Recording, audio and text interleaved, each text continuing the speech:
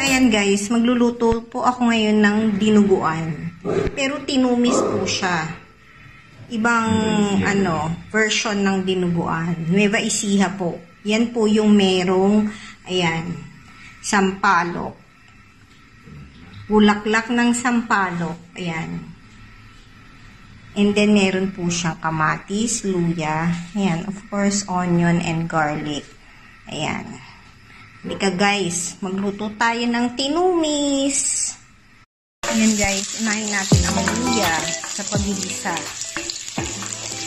Para mawala ang lansa ng ating niluluto. Para siya. Kumatas po yung kanyang lasa. And then, ang onion, yan. Onion muna bago garlic. Ganyan po mag-isa. Kasi madali masunog ang garlic. Kaya unahin natin ang onion. And then, isunod na. Ayan, yung garlic na po. Isa-gisa lang po ito.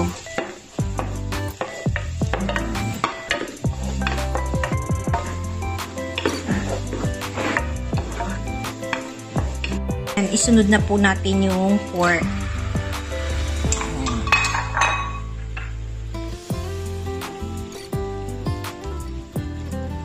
Sasangkutsa ko lang po yan.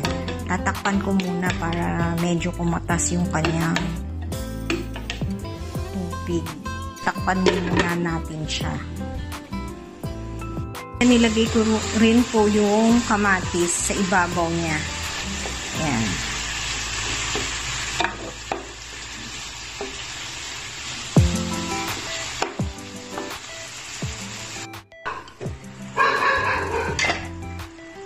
Ayan, lalagyan ko rin siya ng paminta.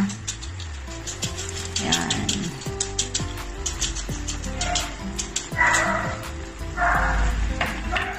So, ayan guys, isangkutsa lang po natin yung pork. Para maluto siya ng husto and lumambot din siya.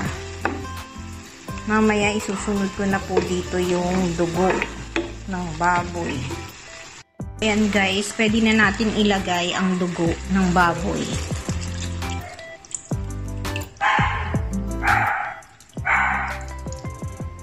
Medyo marami, pero okay na rin. Ilagay ko na lahat.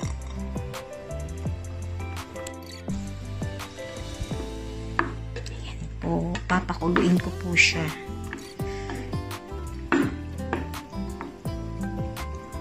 Patakpan muna.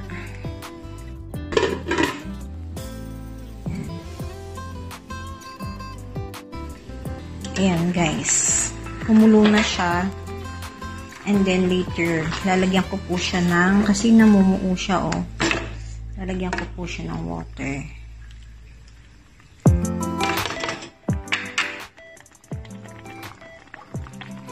Ayan po, tubig.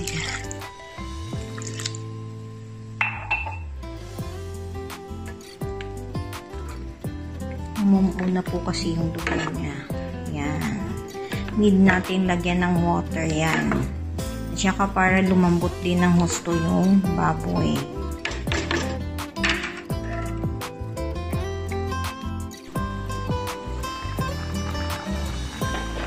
Yan guys.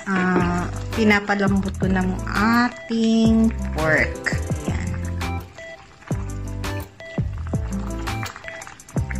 Hindi pa siya tapos pero mukhang masarap na, di ba guys?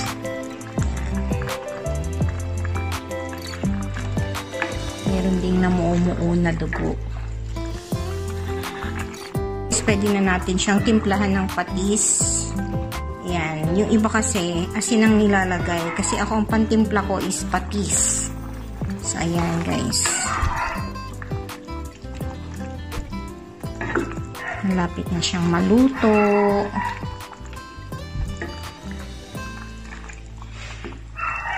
And then, ilalagay ko na siguro yung next yung bulaklak ng sampalok. Ayan guys, ilagay na natin ang bulaklak ng sampalok. Yan ang pampalasa dyan. Yung maasim-asim siya. Ang sarap po niyan. Sarap po ng tinumis na dinuguan. Ang origin po niyan is sa Nueva Ecija. Yan. Yan. Papakuluin ko pa ulit. Tatakpan ko para lumasa yung bulaklak ng sampalok.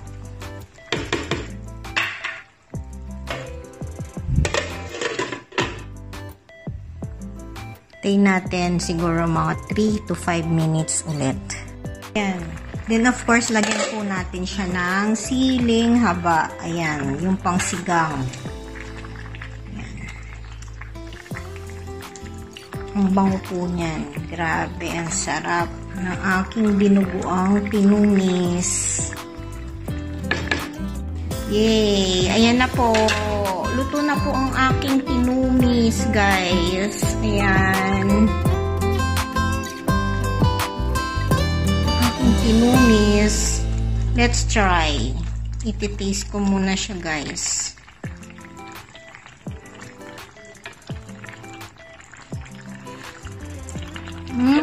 Ang sarap po. Tapos na po. Thank you for watching.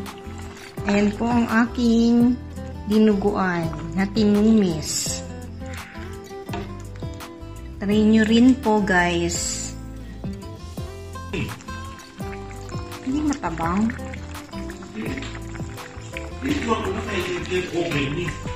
Ayan, guys. Done.